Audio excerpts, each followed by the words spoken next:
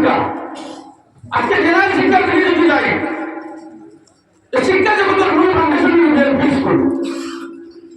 এই এলপি স্কুলে যদি আমরা বাচ্চাদের যদি ভালোভাবে শিক্ষা দিতে পারি না, দেখতে মাধ্যমিক ভালোভাবে পাশ করতে পারতাম না। আজকের দিনে কোটিপতি যারা কোটি কোটি টাকার মালিক, তারা বাচ্চাদের জন্মবর্ষ করেছিলাম ভালো ভালো ইংলিশ স্কুলে পড়েছিলাম, আমরা গরিবের বাচ্চাদের গভর্নমেন্ট স্কুলে পড়েছিলাম। শিক্ষক এমন শিক্ষক আছে, বারোটার সময় শিক্ষক দিন থেকে বাচ্চাদের মধ্যে তোমরা একটা সময় যাই না, এটা মধ্যে আমার ভাবলাম নাকি মাইকরা একটা বাজার করতে যেতে স্কুলে মাস্টার নেই।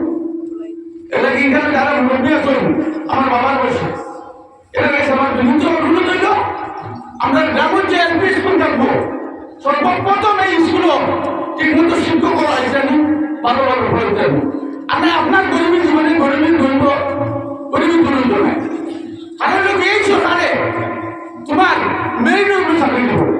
যদি মাধ্যমিক ভালোভাবে পাস করতে পারতে না, ভালো ইউনিভার্সিটি ভালো কলেজ দিয়া পর্যন্ত করবো। এর লাগে আমরা সমান দিকে রাখবো।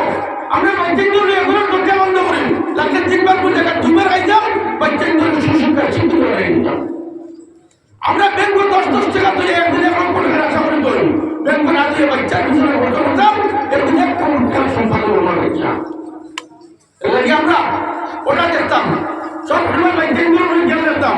60 বছরের জীবনের যদি একটা ক্যাসেট তৈরি হয় সব মানুষের বলার বাদে, এই ক্যাসেটটা যদি দুনিয়া মানে আখেরাত লাগে যদি মানে এই এক্সাম চাই, আমরা বাচ্চাদের সুশিক্ষা শিক্ষিত হয়ে নিতাম। আমরা এই ভারতবর্ষের জমিনে যদি ইসলাম ধর্মের মানুষে কোনো ভালো কাজ করে যায়, যদি কোটি কোটি টাকা না মানাইয়ে কোটি কোটি টাকা মানাইয়ে কপ্রকে শান্তি হইতে না, যদি কপ্র শান্তি চাও বাচ্চাদের সুশিক্ষা শিক্ষিত হয়ে নিতাম।